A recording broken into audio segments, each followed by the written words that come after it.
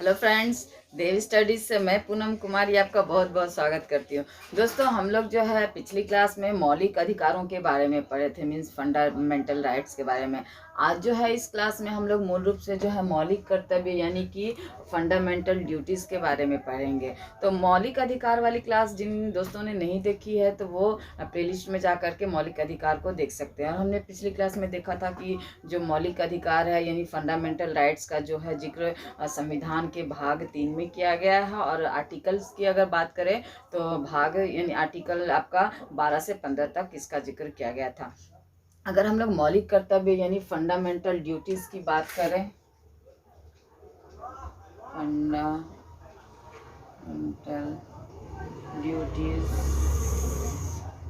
Fundamental duties की बात करें तो इसका जो जिक्र है दोस्तों, यह संविधान के भाग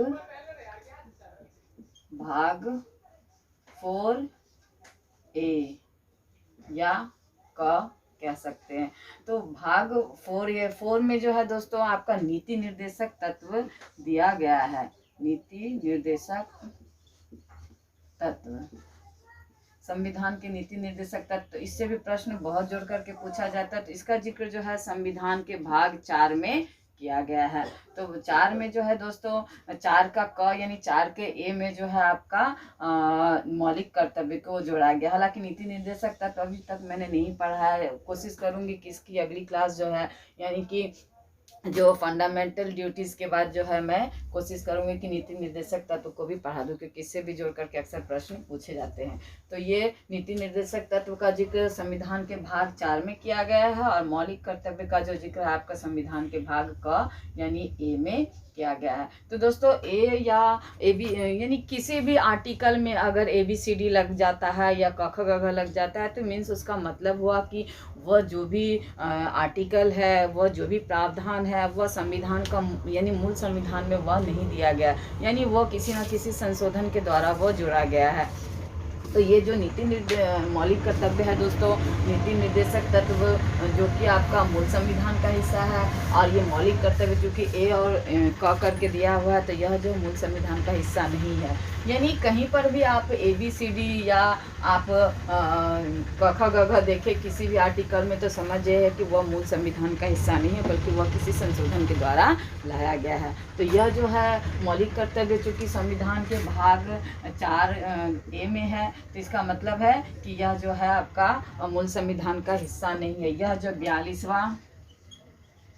42वां संविधान संशोधन हुआ था आपका, संविधान संशोधन 1976 में, तो ये 1976 में आपका 42वां संविधान संशोधन हुआ था। इसके तहत जो है यह आपका मौलिक कर्तव्य जो है संविधान के भाग ए में जोड़ा गया। तो आखिर ऐसी क्या आवश्यकता पड़ी दोस्तों कि जो चूंकि यह मूल संविधान का हिस्सा नहीं है मौलिक कर्तव्य, तो क्या ऐसी आवश्यकता पड़ी हमारे देश में कि इस यानी मौलिक कर्तव्य को जोड़ने का संविधान में सोचा गया या इसका प्रावधान किया गया। तो दोस्तों हम लोग जानते हैं कि जो 1975 में राष्ट्रीय आपातकाल लगा था आपका, इंदिरा गांधी जी जो है उस समय जो है आपका भारत की प्रधानमंत्री थी। तो इस आपातकाल के दौरान क्या हुआ था दोस्तों कि बड़े पैमाने पर दंगे हुए थे और ट्रेन बसें जला दी गई, जो सार्वजनिक संपत्ति है उनका नुकसान किया गया, जगह जगह बसें जलाई गई, प्लेटफॉर्म्स जलाए गए, बड़े पैमाने पर दंगे हुए, हिंसा हुए। तो उस टाइम में ऐसा कुछ जो वरिष्ठ नागरिक थे, जो यानी जिन सरकार में जो बैठे थे, जो वरिष्ठ लोग थे, उनके द्वारा एक ऐसा उस समय धारणा बनी कि कुछ नागरिकों को जो है हम यानी भारतीय नागरिकों को कुछ ऐसा दिशा निर्देश मिलना चाहिए जिसके तहत कि वो जाने कि उनका कर्तव्य क्या है, उनके लिए क्या सही है क्या गलत है, वो किस चीज़ का नुकसान कर रहे हैं, उससे उनको नुकसान हो रहा है या राष्ट्र को नुकसान हो रहा है। यानी कुल मिलाकर जो बड़े पैमाने पर क्षति हुई थी, तो उस क्षति के कारण ही जो है उस समय ये महसूस किया गया कि भारतीय नागरिकों को जिस प्रकार से मौलिक अधिकार दिया गया है उसी प्रकार उनके कुछ मौलिक कर्तव्य भी निर्धारित किए जाने चाहिए। तो इस वजह से क्या हुआ कि ये आपका यानी मौलिक कर्तव्य को लाने की व्यवस्था की गई। उसी समय जो है आपका 42वां संविधान संशोधन हुआ, यानी एक साल बाद ही 1976 में, जिसे हम लोग लघु संविधान भी कहते हैं। यानी इस 42वां संविधान संशोधन को लघु संविधान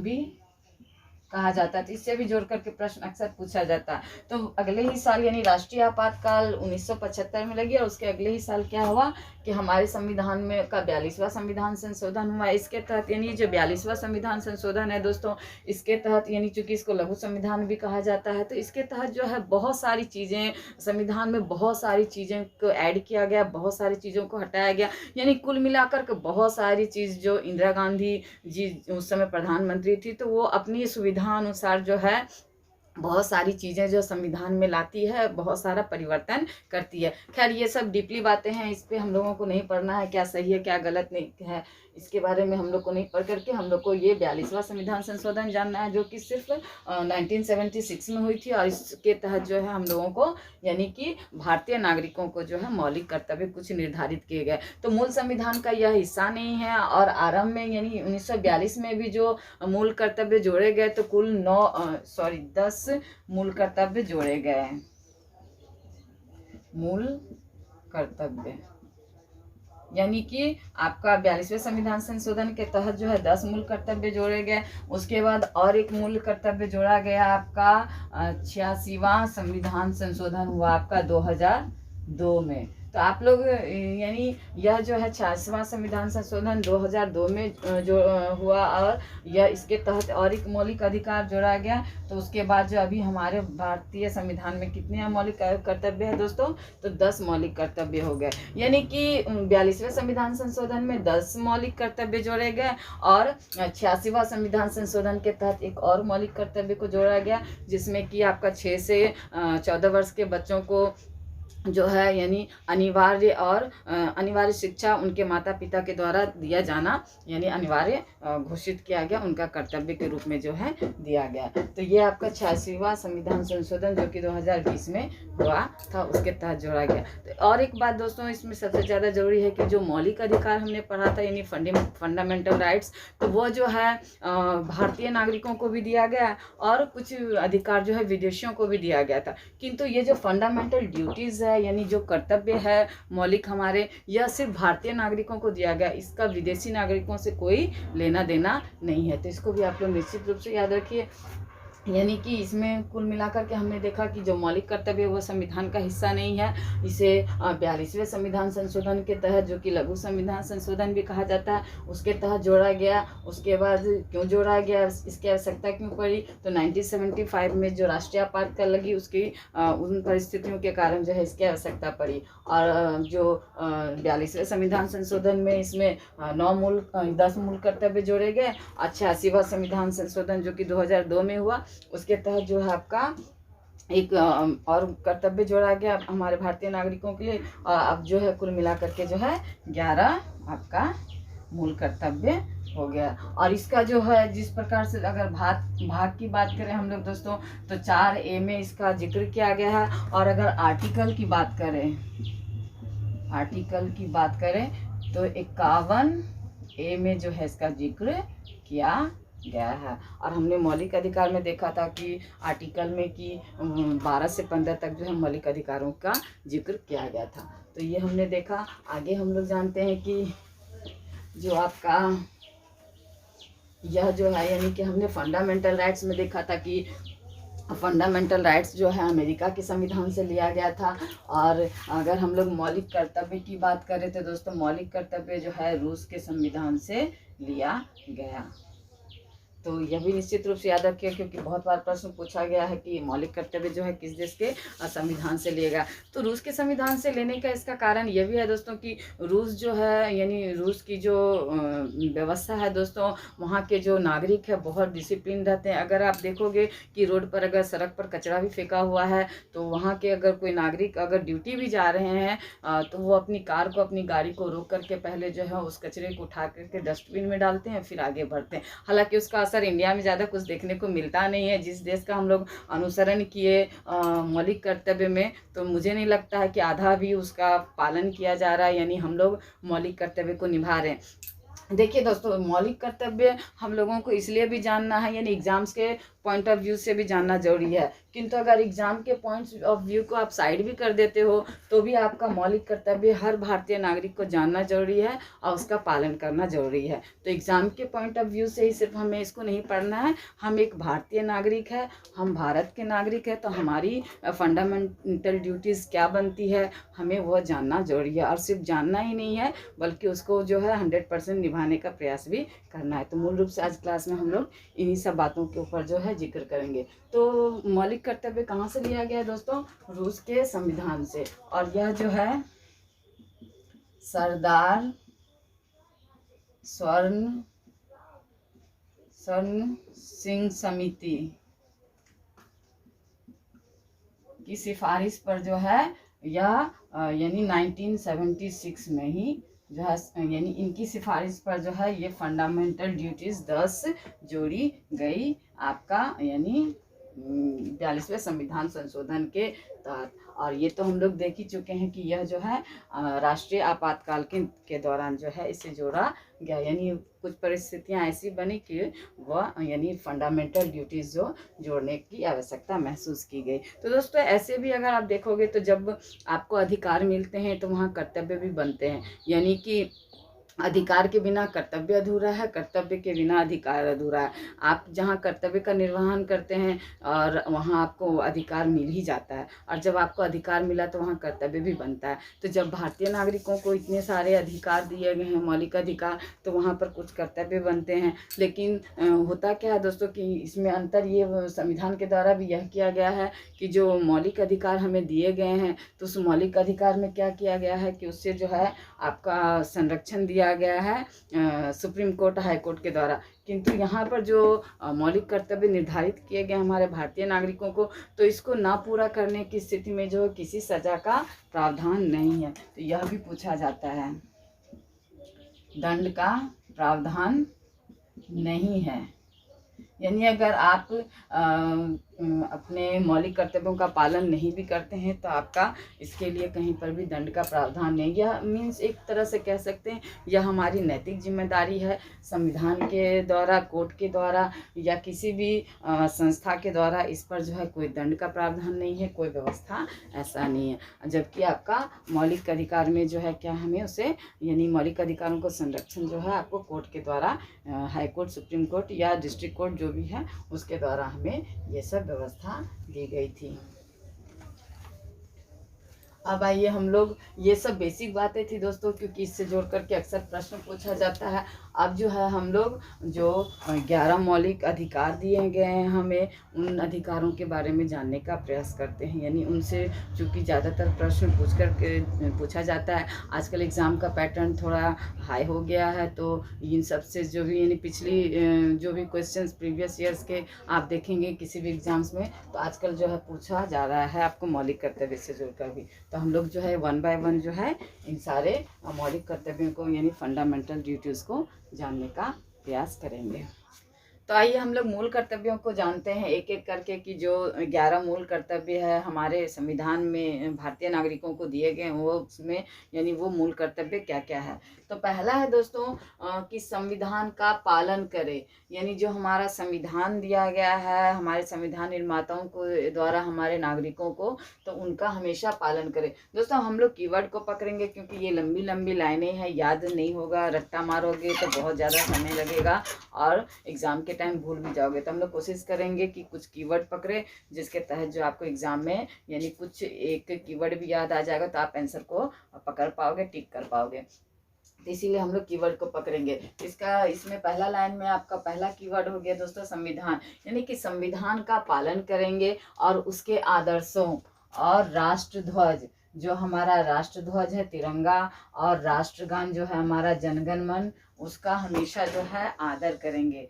तो यानी कि जो हमारा संविधान बना है हमारे भारतीय नागरिकों के लिए, संविधान निर्माताओं के द्वारा जो निर्माण किया गया है, इसका हम लोग हमेशा पालन करेंगे। यानी उनके जो रूल रेगुलेशंस है उनके अनुसार हम अपना आचरण करेंगे, हम अपना व्यवहार करेंगे, उसको हमेशा हम लोग फॉलो करेंगे। तो ये हो गया, हम संविधान का हमेशा पालन करेंगे, उसके आदर्शों को, और राष्ट्रध्वज जो हमारा तिरंगा झंडा है उसका हम लोग हमेशा सम्मान करेंगे, और राष्ट्रगान जो कि जनगण मन है हमारा, उसका हमेशा हम लोग आदर करेंगे। तो ये आपका हो गया पहला बिंदु। दोस्तों यूँ तो अगर हम लोग देखेंगे तो मौलिक कर्तव्य जो है उसके लिए यानी किसी भी दंड का प्रावधान नहीं किया गया है हमारे संविधान में। मीन्स ये आपकी नैतिक जिम्मेदारी, आप इसको फॉलो करो, इसको पूरा करो, इसको निभाओ या नहीं निभाओ। किंतु कुछ ऐसे मीन्स मौलिक कर्तव्य है जो कि आपको यानी उसके तहत जो कानून बने हुए हैं पहले से, अगर वो आपका जैसे कि उसको आप भंग करोगे तो वहाँ आपके लिए दंड का प्रावधान होगा। जैसे कि यहाँ राष्ट्रगान दिया गया है, तो राष्ट्रध्वज या राष्ट्रगान है, अगर राष्ट्रगान का आप सम्मान नहीं करोगे तो, या राष्ट्रध्वज का आप अपमान करोगे, मान लीजिए राष्ट्रध्वज जो हमारा तिरंगा झंडा है उसको आप उस पर पैर दोगे, उसको जलाओगे, या जूते चप्पलों पर जो है उसकी फोटो यानी तिरंगा को आप अंकित करोगे, तो ये क्या होगा, यहाँ पर आप दंडित किए जाओगे, क्योंकि इसके लिए दंड का प्रावधान आपको पहले से बना हुआ। यानी कि यह जब मौलिक कर्तव्य बना, इससे पहले ही जो राष्ट्रध्वज का अपमान जो है दंड का इसके लिए प्रावधान है। तो यहाँ पर जो है आप बच नहीं पाओगे। तो ये मूल रूप से ये जो डिफरेंस है इसको भी याद रखें। नहीं, बहुत सारे ऐसे मतलब कर्तव्य है, जैसे कि हिंसा ना करना, ये आगे हम लोग पढ़ेंगे। तो इसमें हिंसा ना करना तो ये आपका मौलिक कर्तव्य है। तो मौलिक कर्तव्य की अगर बात करें हम लोग तो यहाँ दंड का प्रावधान नहीं है, किंतु हिंसा आप ऐसे करोगे तो, क्योंकि हिंसा के लिए तो आपको दंड का प्रावधान पहले से संविधान में, तो वहाँ आप दंडित किए जाओगे। तो इस डिफरेंस को आप समझ के पढ़ना। आगे हम लोग देखते हैं, यानी ये तो हो गया पहला मौलिक कर्तव्य। दूसरा है स्वतंत्रता के लिए। तो ये आपका पहला हो गया दोस्तों कीवर्ड, स्वतंत्रता के लिए हमारे राष्ट्रीय आंदोलन, यानी जो नेशनल मूवमेंट हुए, जो हमारे क्रांतिकारी या फिर जो हिंसा, सत्य अहिंसा, ये सब के माध्यम से जो हमारे क्रांतिकारियों ने जो हमें आज़ादी दिलाई, तो वो राष्ट्रीय आंदोलन, वो नेशनल मूवमेंट को प्रेरित करने वाले उच्च आदर्शों, यानी कि जो उनके आदर्श थे, उनकी सोच थी, उनकी धारणाएं थी, उन उच्च आदर्शों को अपने हृदय में संजोए रखना है, अपने हृदय में संजोए रखना है, और उनका हमेशा जो है पालन करना है। यानी कि उन जो भी नेशनल मूवमेंट के जो मेंबर्स थे, जिन क्रांतिकारियों, जिन नेताओं, जिन अगुवाओं के द्वारा जो है हमारे देश को आज़ादी मिली है, उनके उच्च आदर्शों को हमेशा जो है हम लोग हृदय में संजोए भी रखेंगे और उनका जो है पालन भी करेंगे। मीन्स उनके आदर्शों पर जो है चलने का प्रयास करेंगे। तो ये हो गया आपका दूसरा आपका मौलिक कर्तव्य। तीसरा है दोस्तों भारत की संप्रभुता। तो यहाँ भारत हो गया आपका कीवर्ड, दूसरा हो गया संप्रभुता। तो संप्रभुता का अर्थ हम लोग जानते हैं दोस्तों, यानी कि हमारा जो देश है वो अपने सभी निर्णयों को लेने में जो है वह सक्षम है, स्वतंत्र है, वह किसी बाहरी दबाव में नहीं रहेगा। तो ये संप्रभुता का अर्थ है। तो संप्रभुता, एकता यानी हम जानते हैं भारत जो अनेकताओं का देश है, भारत में अनेक धर्मों के लोग निवास करते हैं, अनेक भाषाओं, अनेक जाति के लोग निवास करते हैं। तो वह उस एकता को जो है यानी अनेकता की एकता को जो है बनाए रख, अखंडता यानी कि संप्रभुता, भारत की संप्रभुता, एकता, अखंडता की रक्षा करे और उसे अक्षुण्ण बनाए रखे। यानी हम जो भारतीय लोग हैं वह भारत की संप्रभुता, एकता और अखंडता को जो है हमेशा उसकी रक्षा करेंगे और उसे हमेशा अक्षुण्ण बनाए रखेंगे, यानी उसे टूटने नहीं देंगे, उसे विखंडित होने नहीं देंगे। ये हो गया आपका तीसरा मूल कर्तव्य। चौथा जो मूल कर्तव्य है दोस्तों वह है देश की रक्षा करें।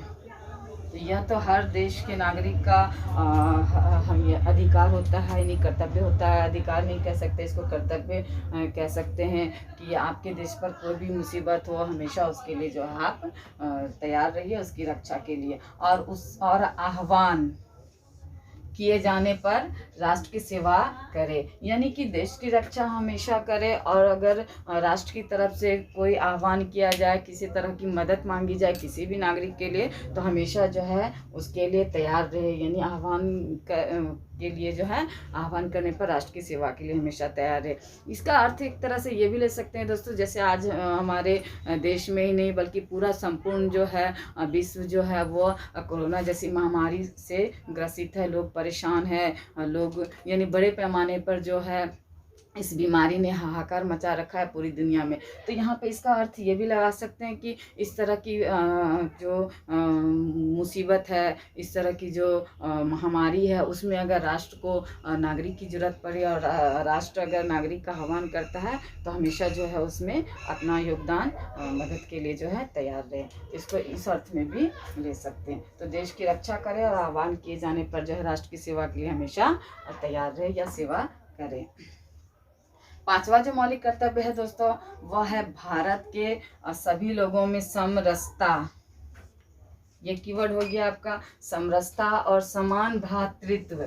ये भ्रातृत्व की भावना जो है दोस्तों, यह भ्रातृत्व शब्द जो हमने प्रस्तावना में भी पढ़ा था, भ्रातृत्व की भावना का निर्माण करे।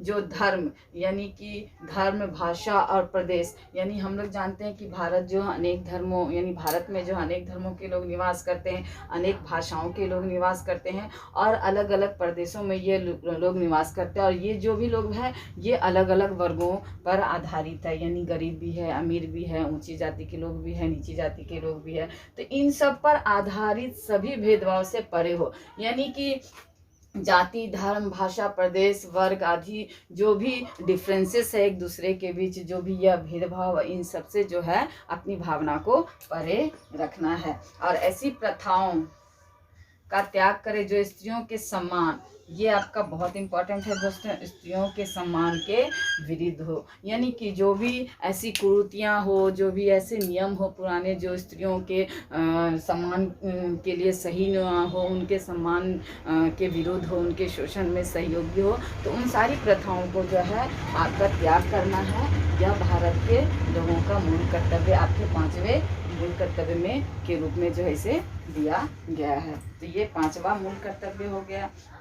छठा जो है दोस्तों वह है हमारी सामाजिक संस्कृति। सामाजिक संस्कृति का अर्थ हो यहाँ दोस्तों समग्र संस्कृति, यानी सभी लोगों के जो भी जाति, धर्म, जो भी वर्ग, जो भी भाषा के लोग हैं, उन सब की संस्कृति की गौरवशाली, यानी उन सब की संस्कृति को हम लोग गौरवशाली मानेंगे और इस परंपरा का महत्व समझे और उसका परिरक्षण करें। यानी जो भी जाति, धर्म के लोग निवास करते हैं, वर्ग के लोग निवास करते हैं हमारे भारत में, उन सब की संस्कृति, गौरवशाली संस्कृति और परंपरा का क्या करेंगे हम लोग महत्व समझेंगे, यानी महत्व भी समझेंगे और उनका परिरक्षण भी करेंगे, यानी उनका सम्मान भी करेंगे और उनकी रक्षा भी करेंगे। यानी किसी के भी जाति, धर्म या परंपराओं को या उसकी संस्कृति से संबंधित जो भी है, हम उनका मजाक नहीं उड़ाएंगे, हम उनका तिरस्कार नहीं करेंगे, हम उनको नीचा नहीं दिखाएंगे, बल्कि उन सब का जो है महत्व समझेंगे और उनका परिरक्षण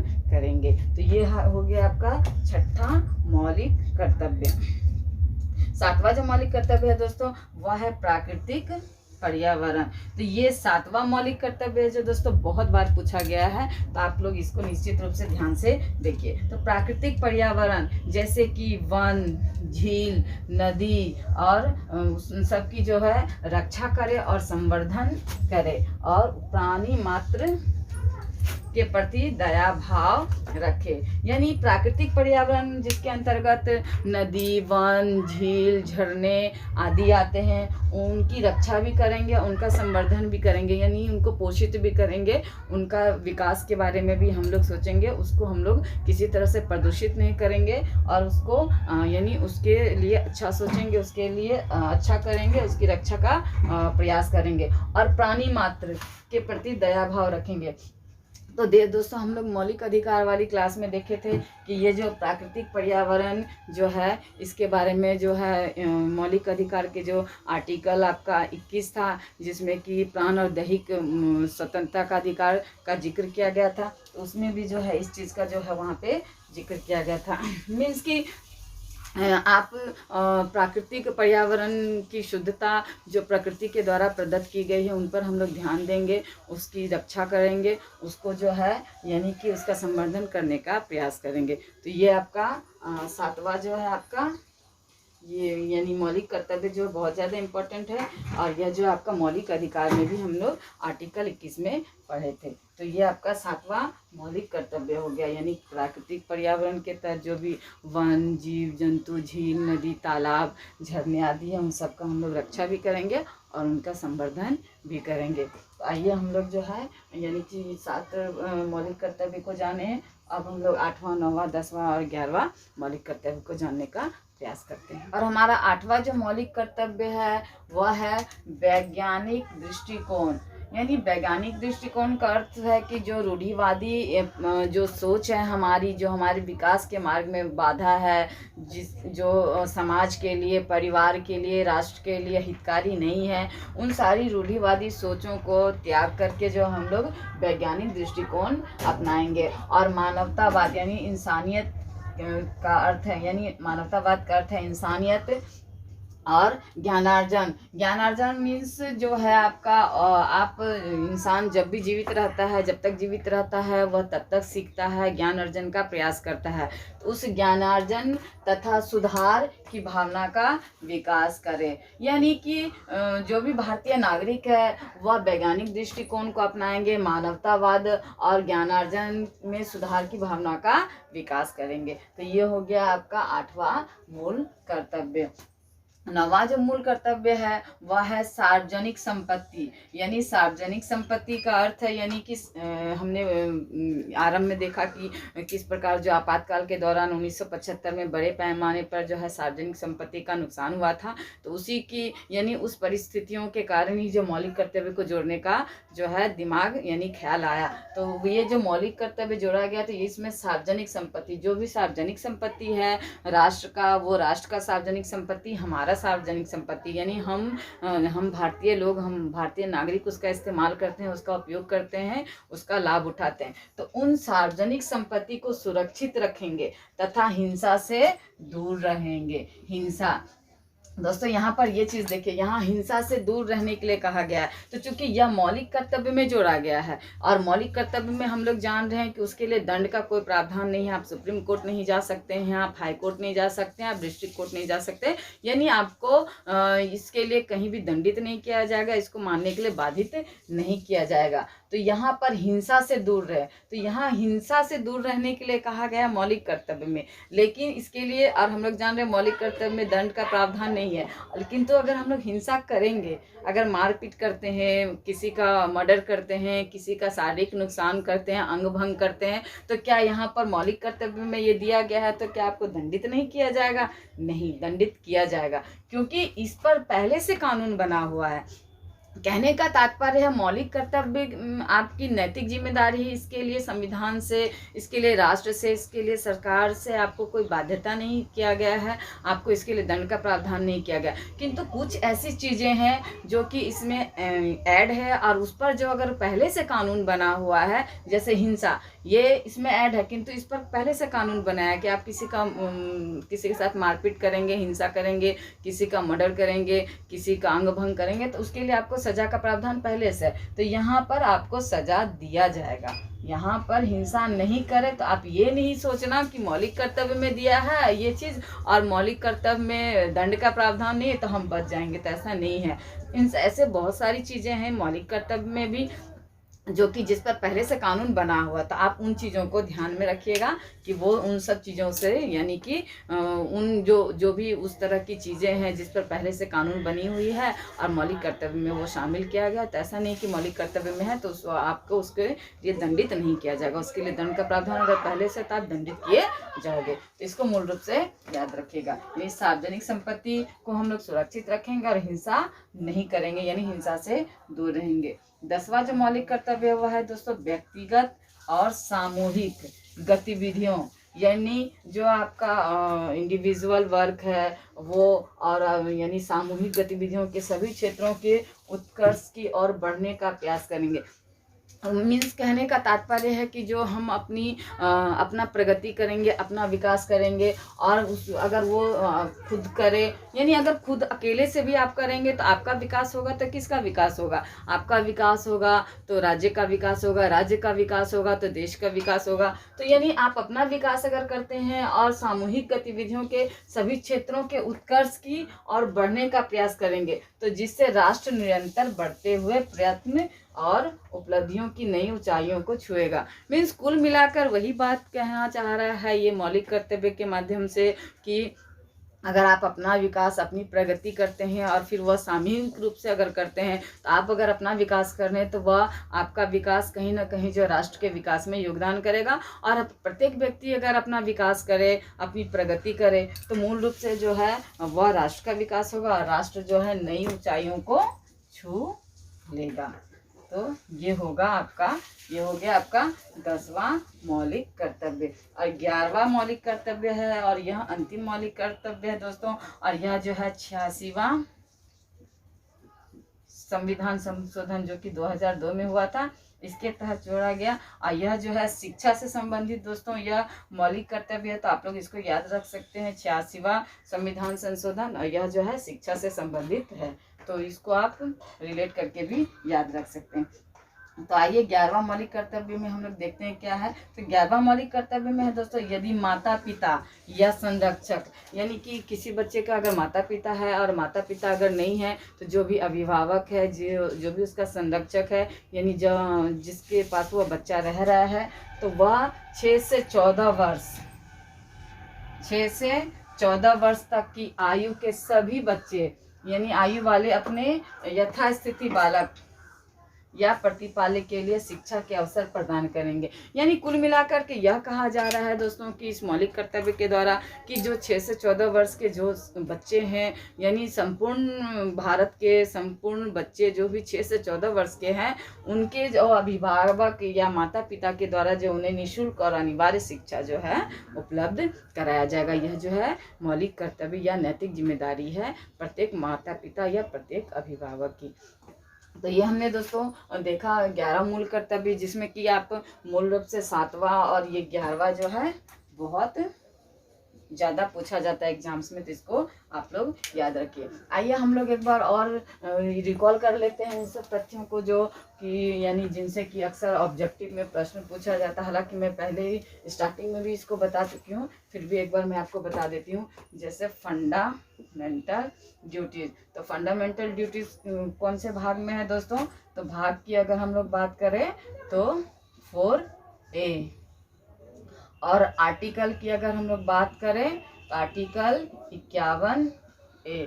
और यह किस संविधान से लिया गया है? तो यह जो है रूस के संविधान से लिया गया है। और यह जो है यानी इसमें यानी कि अगर मौलिक कर्तव्य ना पालन करे तो क्या इसके लिए दंड का प्रावधान है?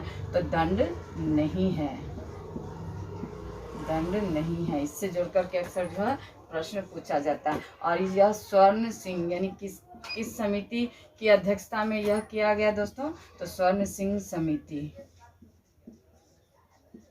के गठन में जो है 1976 में इसका गठन किया गया, और इसकी ही सिफारिश पर जो है मौलिक कर्तव्य जोड़ा गया। और मूल संविधान में कितने, यानी कि यह मूल संविधान का हिस्सा नहीं है, हिस्सा नहीं है। और यह जो है 42वां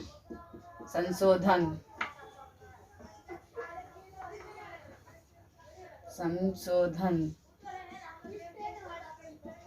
के द्वारा जोड़ा गया। और 42वें संशोधन के द्वारा कितना जोड़ा गया दोस्तों? 10 मूल कर्तव्य। और 86वां संविधान संशोधन के द्वारा एक कर्तव्य और जोड़ा गया। यानी कि अगर पूछा जाए दोस्तों कि अब तक मूल कर्तव्य में कितनी बार संशोधन किया गया, तो मात्र एक बार जो है मूल कर्तव्य में संशोधन किया गया 2002 में, जो कि 86वां संविधान संशोधन। और यह संविधान संशोधन जो है, यानी यह जो संशोधन किया गया और इसमें जो कर्तव्य जोड़ा गया भारतीय नागरिकों के लिए, तो वह जो है मूल रूप से शिक्षा से संबंधित है। यानी कि 6 से 14 वर्ष के जो भी बच्चे हैं भारत के, उन सबको जो है उनके माता पिता, अभिभावक या संरक्षक के द्वारा जो है निःशुल्क और अनिवार्य शिक्षा प्रदान करना जरूरी है। तो कुल मिलाकर हमने मौलिक कर्तव्य से संबंधित यानी फंडामेंटल ड्यूटीज से संबंधित जो भी जानकारी थी वो सब मैंने आप लोगों को बताया। तो आप लोगों को अगर मेरा वीडियो अच्छा लगा तो अपने दोस्तों को शेयर कीजिए, लाइक भी कीजिए मेरे वीडियो को, और अब तक मेरे चैनल को अगर सब्सक्राइब नहीं किए हैं तो मेरे चैनल को सब्सक्राइब भी ज़रूर कीजिए। धन्यवाद दोस्तों।